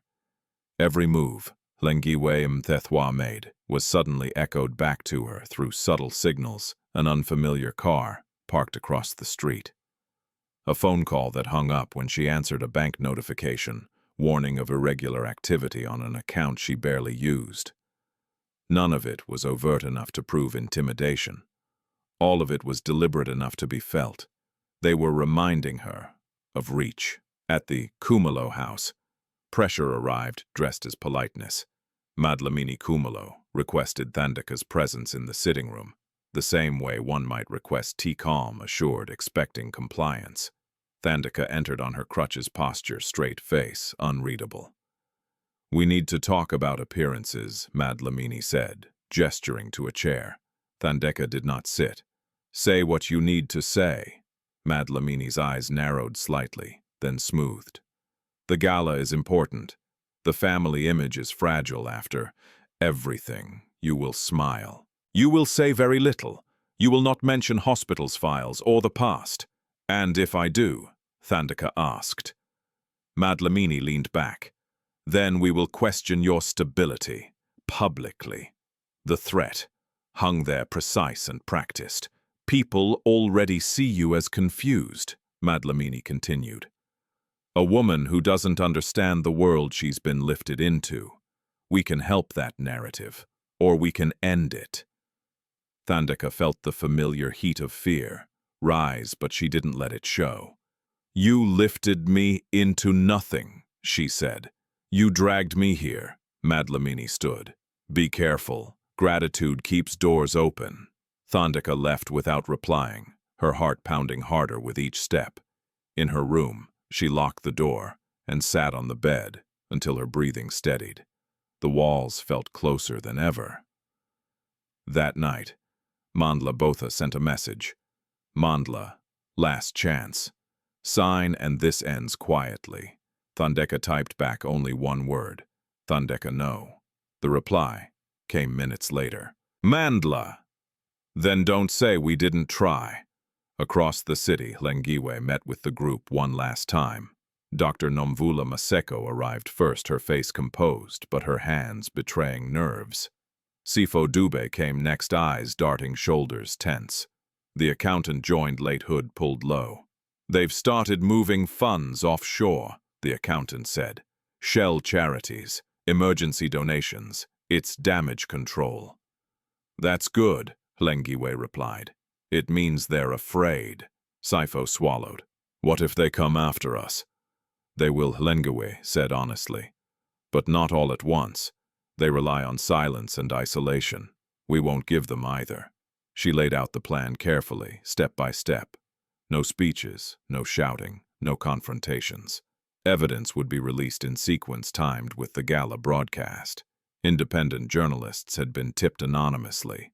Regulatory bodies would receive sealed packets the same night, and one witness protected, prepared, would speak live if needed. What if they stopped the broadcast? Sifo asked. They won't, Hlengiwe said. They paid for it. On the morning of the gala, the city buzzed with anticipation. Billboards announced the Khumalo Foundation's generosity. Radio hosts praised redemption stories. Social media countdowns celebrated resilience. Sibusiso Khumalo watched the coverage from his office, jaw tight. Everything is in place, an assistant said. Security is doubled, guest list approved, and the women, Sibusiso asked. Thandeka is ready, the assistant replied. And Hlengiwe has not been invited. Sibusiso nodded. Good. He told himself the knot in his chest was irritation, not fear. That afternoon, Hlengiwe dressed in silence. She chose a simple dark outfit, nothing that begged for attention. She tied her hair back, slipped her phone into her bag, and checked the time. Zanele hovered in the doorway. You don't have to do this, she said. Yes, Hlengiwe replied. I do. She arrived early and entered through a service corridor just as planned. No one stopped her. No one recognized her. Power had a way of blinding itself. Inside the ballroom, the atmosphere gleamed, crystal lights, polished floors, soft music. Donors laughed, cameras panned, a massive screen displayed smiling images of impact. Thandeka arrived moments later, escorted by Sibusiso. She wore an elegant gown, tailored to hide her braces, but she refused to leave her crutches behind. The click of metal against marble drew glances. Sibusiso leaned close. Remember, he murmured. Smile. Thandeka smiled. Not for him, for herself. As the program began, speeches flowed smoothly. The foundation's achievements were praised. Applause rose on cue. Hlengiwe stood near the back, invisible, watching the timing unfold on her phone. Her pulse steadied with each minute. The first packet had been delivered, then the second. On the big screen, a short video montage played, intended to celebrate hospital donations. Halfway through, the images shifted. A document flashed briefly, then another. Hospital records, a highlighted line, delayed by request. A murmur rippled through the room.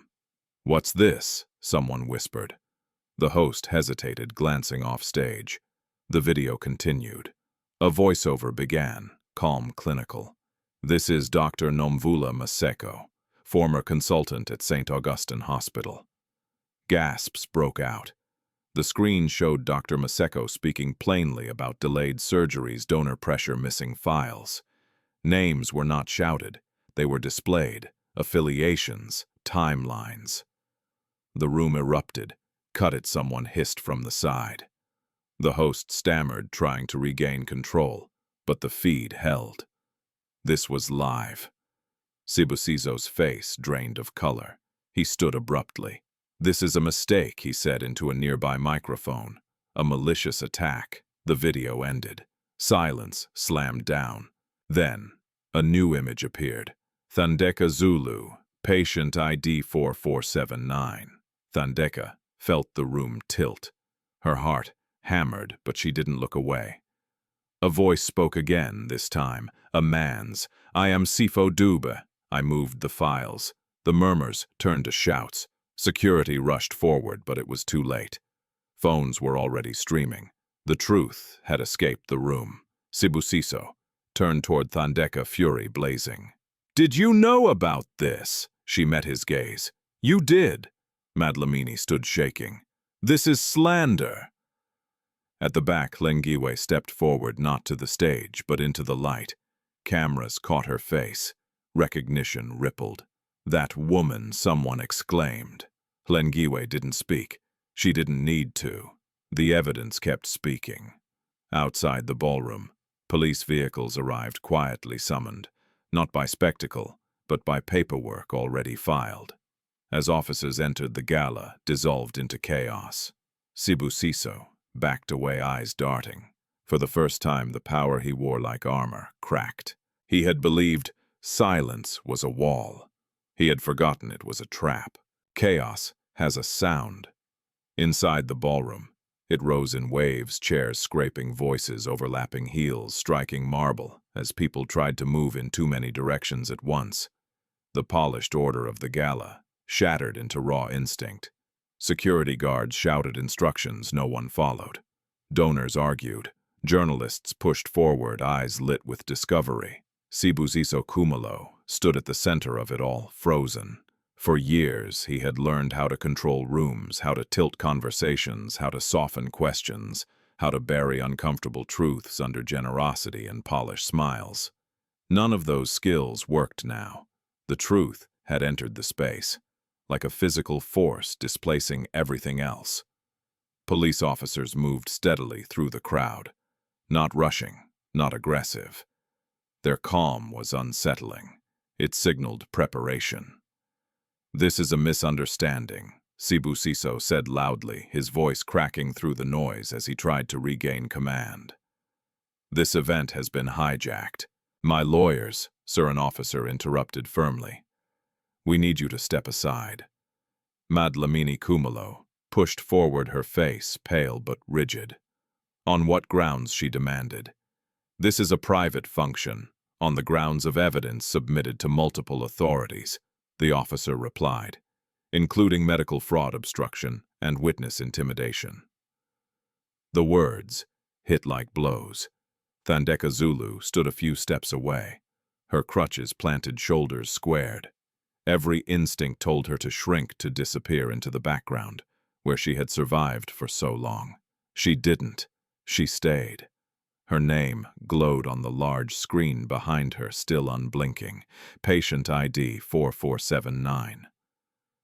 The crowd's gaze shifted toward her, curiosity morphing into something heavier.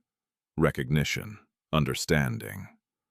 A reporter broke through the line of security, microphone raised. "Mrs. Kumalo," she called out. "Did your husband marry you to silence your testimony?" Sibusiso spun toward Thandeka, eyes blazing. "Say nothing," he snapped. Thandeka inhaled slowly. "No," she said. The word was quiet, but it cut through the noise more sharply than shouting ever could.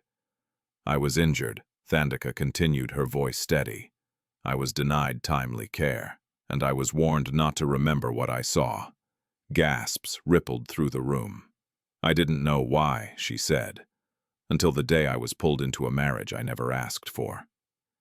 Sibusiso lunged forward, but two officers stepped between them. "That's enough," one said firmly.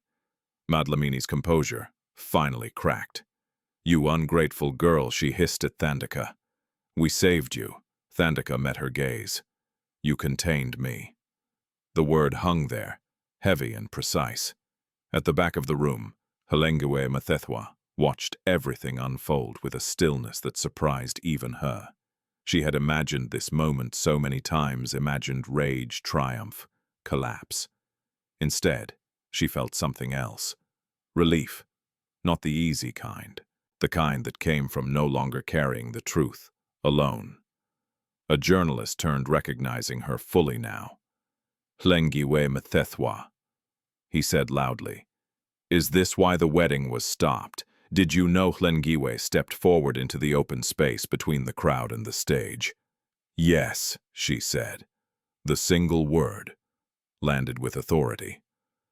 I didn't know everything that day, Hlengiwe continued, but I knew enough to recognize fear, and I knew I was being discarded to protect it. Are you accusing Mr. Khumalo of criminal acts? The journalist pressed. I'm stating facts, Hlengiwe replied. The accusations are documented. An officer approached her, then not to stop her, but to acknowledge her presence. Ms. Mthethwa, he said respectfully. Thank you for cooperating with the investigation. The respect in his tone did something the wedding never had. It restored her. Across the room, Sibusiso's phone buzzed violently in his hand. He glanced at the screen and whatever he saw drained the last of his composure. Sir, another officer said, stepping closer, we also have a warrant related to financial obstruction through Khumalo Holdings. Sibusiso laughed sharp and hollow. You think this ends me? He snapped. You think donors will disappear because of one girl's story? Thandeka's jaw tightened. It's not one girl, she said. It's all the ones you never thought would speak. As if summoned by the words, another image flashed on the screen, unplanned, unstoppable. A list. Names, dates, cases flagged with identical delays. A collective murmur swept through the room. Dr. Nomvula Maseko's voice returned briefly, firm and unwavering. This was not an isolated incident. The gala dissolved completely then. Guests rushed exits. Sponsors pulled aides close. Phones rang in pockets that had once been full of confidence. The illusion of control cracked wide open. Outside, more police vehicles arrived. Not flashing lights, not sirens. Just inevitability. Sibusiso's shoulders slumped for the first time. He looked around as if searching for something familiar to anchor him. Status, admiration, obedience. He found none. Madlamini reached for him, whispering urgently. Say nothing. Let the lawyers. Sibusiso shook her off. You taught me this, he said bitterly. You said silence was strength. Madlamini stared at him, stunned. Sibusiso Khumalo, an officer said, reading from a document. You are being formally detained for questioning. Handcuffs clicked softly around his wrists. The sound was almost anticlimactic. Thandeka watched as the man who had turned her life into leverage was led away. She expected to feel triumph. She felt grief instead. Not for him, but for the years stolen from her, from others like her, from a system that had treated suffering as negotiable. Hlengiwe moved closer to Thandeka, without thinking. Their shoulders nearly touched. We did it, Hlengiwe murmured. Thandeka shook her head slightly. We started it. They stood together as the ballroom emptied, as the screen finally went dark, as the lights dimmed from spectacle to aftermath. Outside, reporters gathered, voices clamoring. Inside, two women remained. No longer rivals, no longer pawns, allies. An officer approached them gently. There will be statements, he said. Protection arranged. This isn't over. Hlengiwe nodded. We know. As they walked out into the night air together, the city felt different, heavier, but clearer. The ocean wind carried distant traffic sounds, the pulse of life continuing, despite everything. Thandeka paused on the steps, steadying herself. I was never supposed to survive that night, she said quietly. At the hospital. Hlengiwe looked at her. But you did, and you were never supposed to stand again after what he did to you. Thandeka added. Hlengiwe smiled faintly. But I did. They shared a look, one that carried exhaustion, resolve, and a strange, cautious hope. Behind them, Khumalo Holdings' gala ended not with applause but with questions, and ahead of them lay something neither woman had ever been offered before, a future not built on silence. The night did not end when the ballroom emptied. It spilled outward into police stations, hospital boardrooms, newsrooms glowing with sleepless screens, and living rooms where people sat stunned, replaying clips they never thought they'd see. The gala had been a spark. The fire spread fast. By morning, Durban woke to headlines that no public relations team could soften. Donor pressure. Exposed in hospital delays, Khumalo Holdings under criminal investigation. Bride left at altar, helped uncover medical fraud. At the Khumalo house, silence reigned like a bruise. Madlamini Khumalo sat at the long dining table, untouched tea cooling beside her. The walls that once felt impregnable now seemed thin, listening. Phones rang unanswered. Assistants texted apologies. Lawyers requested meetings with urgency that bordered on panic. She stared at the chair where Sibusiso usually sat. Empty, at a secure location, arranged by the authorities, Thandeka Zulu lay awake on a narrow bed. The room softly lit. A uniformed officer, stationed quietly outside. Her body ached not from fear but from the weight of everything she had carried for years finally shifting. A knock sounded. "Ms. Zulu," an officer said gently. "There's someone here to see you." Thandeka sat up slowly. "Who, Ms. Mthethwa?" Hlengiwe stepped inside. Moments later, exhaustion etched into her face. Eyes rimmed red but clear. For a second, neither spoke. Words felt inadequate. "Did you sleep?" Hlengiwe asked finally. Thandeka gave a small laugh. "I don't think I know how." Hlengiwe nodded. "Me neither." They sat together in the quiet, the hum of the building steady and impersonal. "They're asking for formal statements today," Hlengiwe said. "It won't be easy." Thandeka looked down at her hands. "Nothing about this has been easy." Outside pressure mounted. Khumalo Holdings released a statement, then withdrew it. A second statement blamed rogue actors. A third promised cooperation. Each one contradicted the last. It didn't matter. The evidence was already moving independently. At St. Augustine Hospital, a closed-door emergency meeting erupted into raised voices. Board members argued over responsibility.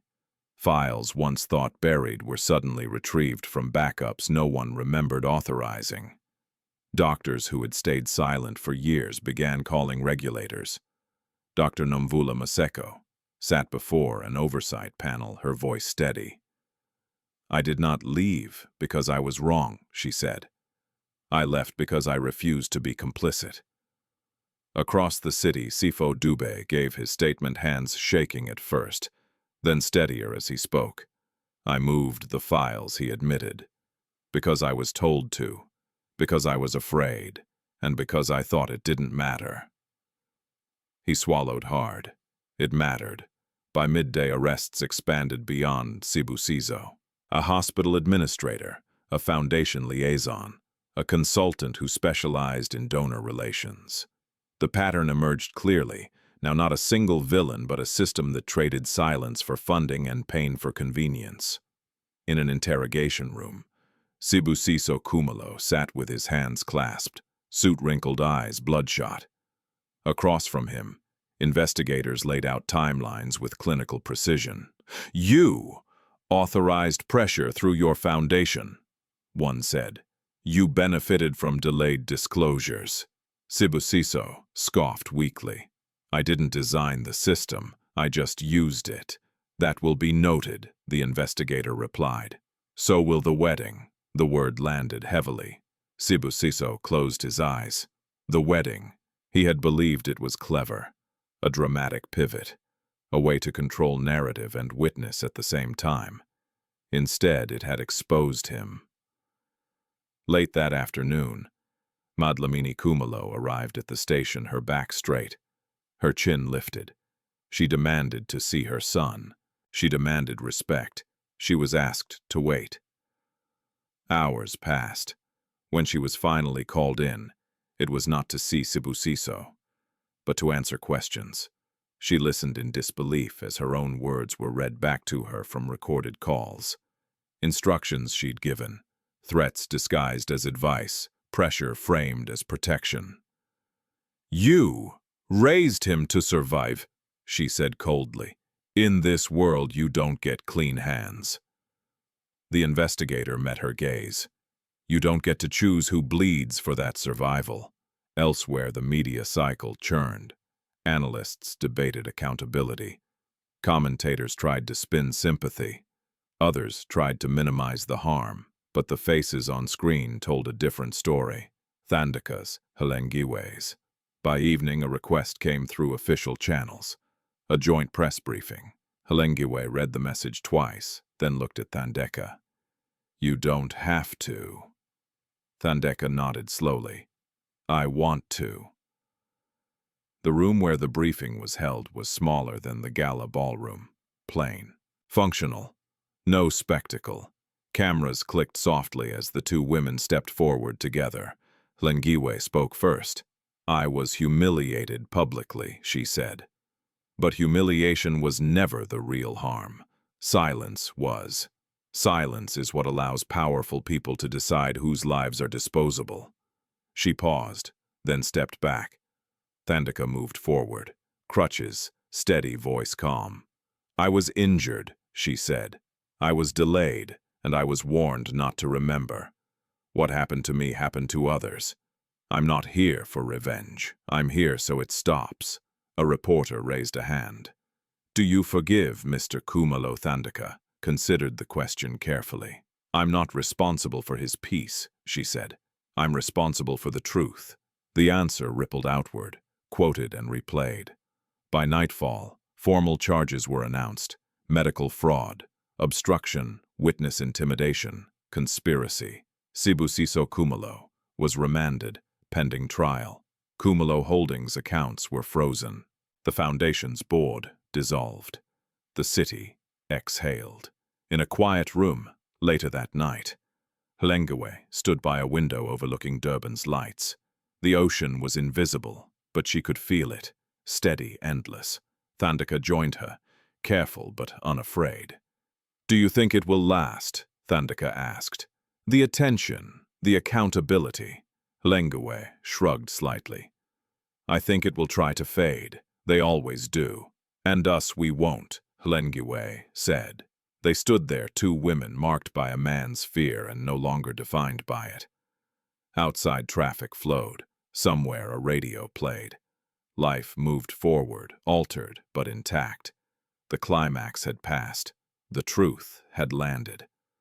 What remained now was something quieter and harder. Living with it. Justice did not arrive all at once. It came in increments. Paperwork stamped doors opened and closed. Statements read into record with voices that sometimes shook. It came in the form of consequences that were less dramatic than headlines but far more permanent. Weeks passed, then months. The trial of Sibusiso Khumalo began without ceremony. No cameras were allowed inside the courtroom, but the outcome echoed beyond its walls. Evidence stacked neatly where excuses once stood. The wedding, replayed endlessly in public memory, was introduced not as spectacle, but as proof of intent. A deliberate act, a calculated move, a man trying to silence a witness by binding her to his name. When the verdict was delivered, there were no cheers, just a long collective stillness. Guilty on multiple counts. Sibusiso was sentenced to a term that stripped him of privilege and protection. Khumalo Holdings was dismantled, piece by piece. Assets seized, accounts, audited, partnerships dissolved. The foundation that had once polished reputations was replaced by a restitution fund, overseen by independent trustees. Madlamini Khumalo withdrew from public life entirely. Some called it shame. Others called it consequence. At St. Augustine Hospital, reforms followed under pressure, too intense to ignore. New oversight boards were installed. Donation policies were rewritten. Emergency care protocols were reviewed publicly, painfully. Dr. Nomvula Maseko returned not as a scapegoat, but as an advisor. Sifo Dube received immunity in exchange for testimony and later took a position training hospital staff on ethics compliance. It wasn't redemption. but it was repair. And repair mattered. For Thandeka Zulu, healing arrived slowly. Not the kind promised in press releases, but the real kind measured in strength regained and fear released. With access to proper care at last, her leg improved. Not perfectly, not miraculously, but enough.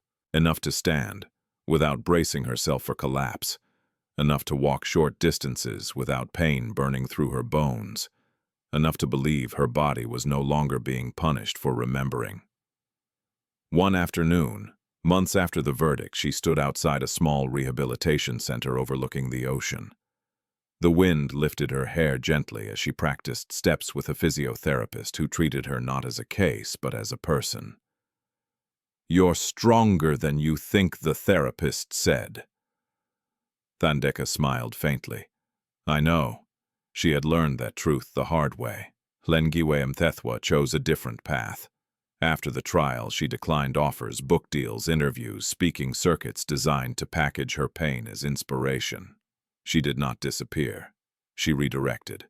Working quietly with a coalition of patient advocates, Hlengiwe helped establish a legal support network for families facing medical negligence tied to donor pressure.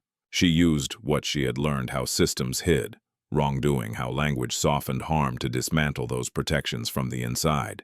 She testified when asked. She trained when invited. She rested when needed. The wedding dress was sold. The money funded 3 emergency surgeries. That felt right.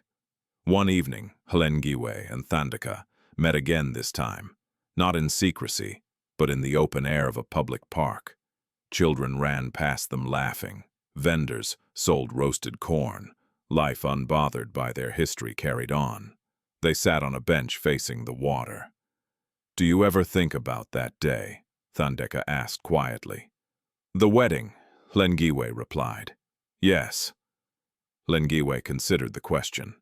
"I think about who I was before it," she said, "and who I became because of it."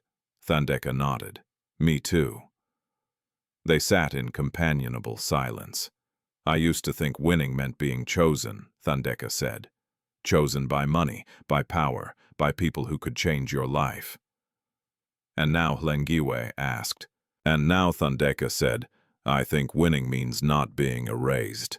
Hlengiwe smiled. "I agree." They stood together as the sun dipped lower, painting the sky in soft gold and bruised purple. The ocean breathed steadily in front of them.